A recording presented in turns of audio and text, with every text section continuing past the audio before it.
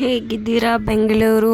ಬನ್ನಿ ನಮ್ಮ ಶಿವಗಂಗೆದು ಒಂದು ಹಾರರ್ ಎಕ್ಸ್ಪೀರಿಯೆನ್ಸ್ ಹೇಗಿತ್ತು ಅಂತ ನಿಮ್ಮ ಹತ್ರ ಶೇರ್ ಮಾಡ್ಕೊತೀನಿ ಇವತ್ತು.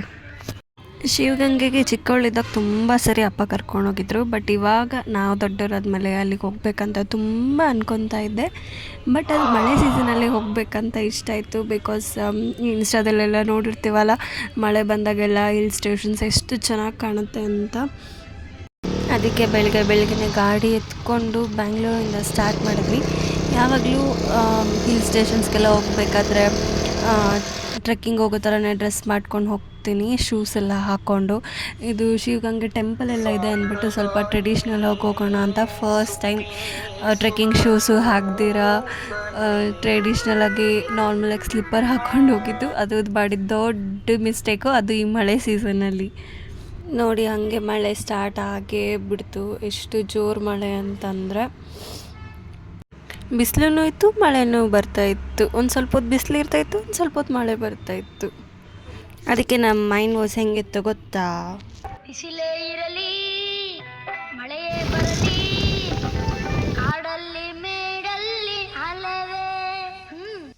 ಹಿಂಗೆ ಅಂದ್ಕೊಂಡು ಇನ್ನೂ ಸ್ವಲ್ಪ ಎಂಜಾಯ್ ಮಾಡಿಕೊಂಡು ಡ್ರೈವ್ನ ಹಂಗೆ ಬೆಟ್ಟ ತಲುಪೇ ಬಿಟ್ವಿ. ಬೆಟ್ಟ ಹತ್ತಕ್ಕೆ ಸ್ಟಾರ್ಟ್ ಮಾಡಿ ಆನ್ ದ ವೇಲಿ ಸಿಗೋ ಎಲ್ಲ ಟೆಂಪಲ್ಲು, ಪಾತಾಳ ಗಂಗೆ, ಗಂಗಾಧರೇಶ್ವರ ಎಲ್ಲ ಟೆಂಪಲ್ಲು ನೋಡಿಕೊಂಡು ಹಂಗೆ ಅಲ್ಲಿ ದೇವಸ್ಥಾನದಲ್ಲೇ ಊಟ ಕೊಡ್ತಾಯಿದ್ರು. 3 o'clockವರೆಗೂ ಮಾತ್ರ ಅಲ್ಲಿ ಫ್ರೀಯಾಗಿ ಊಟ ಕೊಡ್ತಾರೆ, ದೇವ್ರ ಪ್ರಸಾದ. ತುಂಬ ಚೆನ್ನಾಗಿತ್ತು. ಅದನ್ನು ತಿಂದ್ಕೊಂಡು ಬೆಟ್ಟ ಹತ್ತಕ್ಕೆ ಸ್ಟಾರ್ಟ್ ಮಾಡಿದ್ವಿ. ಹತ್ಬೇಕಾದ್ರೆ ಫುಲ್ಲು ಜೋಶಿತ್ತು. ವ್ಯೂಸ್ ಎಲ್ಲ ತುಂಬ ಚೆನ್ನಾಗಿ ಕಾಣ್ತಾಯಿತ್ತು. ಮತ್ತು ಈ ಥರ ಮಂಕಿ ಎಲ್ಲ ಸಿಗ್ತಾಯಿತ್ತು ಆನ್ ದ ವೇ. ಸ್ಟಾರ್ಟಿಂಗಲ್ಲೆಲ್ಲ ಚೆನ್ನಾಗೇ ಇರುತ್ತೆ ಅಂತಾರಲ್ವ, ಹಂಗೆ ಇದು ಬರೀ ಟ್ರೇಲರ್ ಮಾತ್ರ. ಇವಾಗ ಸ್ಟಾರ್ಟ್ ಆಯ್ತು ನೋಡಿ action movie. Where is the temple? Where is the temple? Where is the temple? मीनम्मा, where is the temple? बस 300 सीढ़ी चढ़ते पहुंच जाए. 300?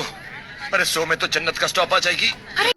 ಈ ಥರ ಇತ್ತು ನಮ್ಮ ಸಿಚುವೇಶನ್. ಎಷ್ಟು ಬೆಟ್ಟ ಹತ್ತಿದ್ರು ನಮಗೆ ವ್ಯೂ ಪಾಯಿಂಟೇ ಸಿಗ್ತಾಯಿಲ್ಲ. ಒಂದು ಬೆಟ್ಟ ಕಂಪ್ಲೀಟ್ ಮಾಡ್ತಿದ್ದಂಗೆ ಇನ್ನೊಂದು ಬೆಟ್ಟ ಸಿಗ್ತಾಯಿತ್ತು. 3 hours ಬೇಕಾಯಿತು ಅನಿಸುತ್ತೆ ಈ ಬೆಟ್ಟನ ಹತ್ತೋದಕ್ಕೆ.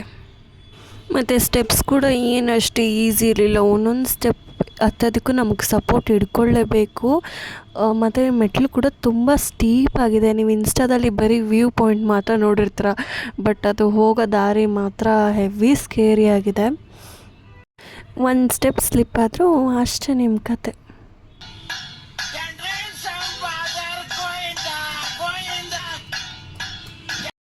ಲೈಟಾಗಿ ಮಳೆ ಬೇರೆ ಸ್ಟಾರ್ಟ್ ಆಯ್ತು ಇವಾಗ. ಆವಾಗ ಚೆನ್ನಾಗಿ ಅನಿಸ್ತಾ ಇತ್ತು, ಇನ್ನು ಲೈಟ್ ಆಗ್ತಾನೆ ಮಳೆ ಬರ್ತಾಯಿದೆ ಹತ್ತೋಣ ಅಂದ್ಕೊಂಡು. ಫುಲ್ಲು ಟಾಪ್ ಹೋಗಾದ್ಮೇಲೆ ಬೇಕಿತ್ತ ಹತ್ತೋದು ಅಂತ ಅನಿಸಿತ್ತು. ಇಷ್ಟು ಕಾಮಾಗಿ ಇದ್ದಿದ್ದು ವೆದರು ಸಡನ್ನಾಗಿ ಹೆಂಗೆ ಚೇಂಜ್ ಆಯಿತು ಅಂತ ಅಂದರೆ ನಾನು ಇಮ್ಯಾಜಿನ್ ಕೂಡ ಮಾಡ್ಕೊಂಡಿರಲಿಲ್ಲ. ಮತ್ತು ನನ್ನ ಲೈಫಲ್ಲಿ ಇಷ್ಟು ಮಳೆ ನೋಡೇ ಇರಲಿಲ್ಲ. ನಾನದು ವೀಡಿಯೋ ಕ್ಲಿಪ್ಪಿಂಗ್ಸ್ನ ಲಾಸ್ಟಲ್ಲಿ ಆ್ಯಡ್ ಮಾಡ್ತೀನಿ ನೋಡಿ. ಎಲ್ಲರೂ ಹೆಂಗೆ ಕಿರ್ಚ್ತಾಯಿದ್ರು ಅಂತಂದರೆ ಎಷ್ಟು ಭಯ ಆಗಿತ್ತು. ನನ್ನ ಮುಂದಗಡೆ ಇಬ್ಬರು ಪೀಪಲ್ ನಿಂತ್ಕೊಂಡಿದ್ರು, ಅವ್ರಿಗೆ ಸಿಡ್ಲು ಹೊಡಿತು. ಬಟ್ ಏನೂ ಆಗಿಲ್ಲ, ಜಸ್ಟ್ ಮಿಸ್ ಆಯಿತು. ಎಲ್ಲದಕ್ಕಿಂತ ಲೈಫ್ ಇಂಪಾರ್ಟೆಂಟು. ನೀವು ಮಾನ್ಸೂನ್ ಟೈಮಲ್ಲಿ ಎಲ್ಲಾದರೂ ಈ ಥರ ಟ್ರೆಕ್ಕಿಂಗ್ ಹೋಗ್ತಿದ್ದೀರಾ ಅಂತಂದರೆ ಅಟ್ಲೀಸ್ಟ್ ಮಳೆ ಬಂದು ನಿಂತಾದ್ಮೇಲೆ ಹೋಗಿ. ಇಲ್ಲ ಅಂತಂದರೆ ಮಳೆ ಬರ್ತಿದ್ರೆ ದಯವಿಟ್ಟು ಎಲ್ಲಾದರೂ ಸೈಡಲ್ಲಿ ಸೇಫಾಗಿರೋ ಪ್ಲೇಸ್ ನೋಡಿಕೊಂಡು ನಿಂತ್ಕೊಳ್ಳಿ. ನಾವು ವಾಪಸ್ ಬರ್ತೀವ ಇಲ್ವಾ ಅನ್ನೋದೇ ಡೌಟ್ ಆಗಿತ್ತು. ನಮಗೆ ಮೇಲೆ ಇರೋಕ್ಕೂ ಆಗ್ತಾಯಿರಲಿಲ್ಲ, ಕೆಳಗಡೆ ಬರೋಕ್ಕೂ ಆಗ್ತಾಯಿರಲಿಲ್ಲ. ಬಿಕಾಸ್ ನಾವು ಕೆಳಗಡೆ ಬರಬೇಕಂದ್ರೆ ಸ್ಟೀಲ್ ಕಂಬಿ ಇರೋ ಸಪೋರ್ಟ್ ತೊಗೊಂಡೇ ಬರಬೇಕು. ನಾವು ಅದನ್ನು ಇಟ್ಕೊಂಡ್ರೆ ಶಾಕ್ ಹೊಡಿತಾಯಿತ್ತು ಸಿಡ್ಲು ಬರ್ತಾ ಇರೋದಕ್ಕೆ. ಸೊ ನಮಗೆ ಕೆಳಗೆ ಬರೋಕ್ಕೂ ಆಗ್ತಾಯಿರಲಿಲ್ಲ, ಮೇಲೆ ನಿಂತ್ಕೊಳ್ಳೋಕ್ಕೂ ಆಗ್ತಾಯಿರಲಿಲ್ಲ. ಮೇಲೆ ಕೂಡ ಫುಲ್ ಸಿಡ್ಲು ಹೊಡಿತಾಯಿತ್ತು. ಬೈ ಗಾಡ್ಸ್ ಗ್ರೇಸ್ ನಾವು ಹೆಂಗೋ ಕೆಳಗಡೆ ಬಂದ್ವಿ ಮಳೆ ಕಮ್ಮಿ ಆದಮೇಲೆ. ಜಸ್ಟ್ ಬಂಡೆ ಕಲ್ಲುಗಳನ್ನ ಹಿಡ್ಕೊಂಡು ಕೆಳಗಡೆ ಬಂದ್ವಿ. ಅಲ್ಲಿ ಗಾಳಿ ಕೂಡ ಹೆಂಗಿತ್ತು ಅಂತಂದರೆ ನಮ್ಮನ್ನೇ ಪುಷ್ ಮಾಡ್ತಾಯಿತ್ತು ಗಾಳಿ. ನಮಗೆ ನಿಂತ್ಕೊಳ್ಳೋಕ್ಕೂ ಆಗ್ತಾಯಿರಲಿಲ್ಲ, ಏನೂ ಸಪೋರ್ಟು ಇರಲಿಲ್ಲ.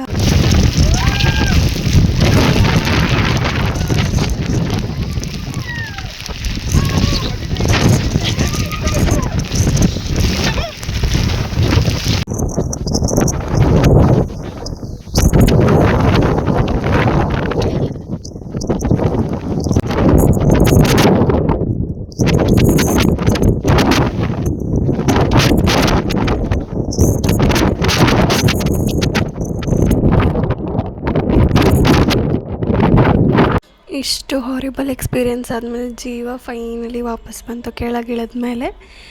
ಆಮೇಲೆ ಈ ಬ್ಯೂಟಿಫುಲ್ ಸನ್ಸೆಟ್ ನೋಡ್ಕೊತ ವಾಪಸ್ ಬಂದ್ವಿ.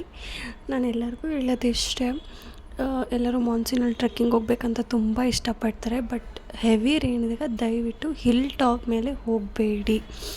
ಆದಷ್ಟು ಮಳೆ ಬಂದು ನಿಂತಿದ್ರೆ ಹೋಗಿ, ಇಲ್ಲ ಹೋಗಕ್ಕೆ ಹೋಗಬೇಡಿ. ಇಲ್ಲಿಗೆ ನಾನು ಶಿವಗಂಗೆ ವ್ಲಾಗ್ನ ಮುಗಿಸ್ತಾ ಇದ್ದೀನಿ. ಎಲ್ಲರಿಗೂ ಹ್ಯಾಪಿ ಟ್ರೆಕ್ಕಿಂಗ್.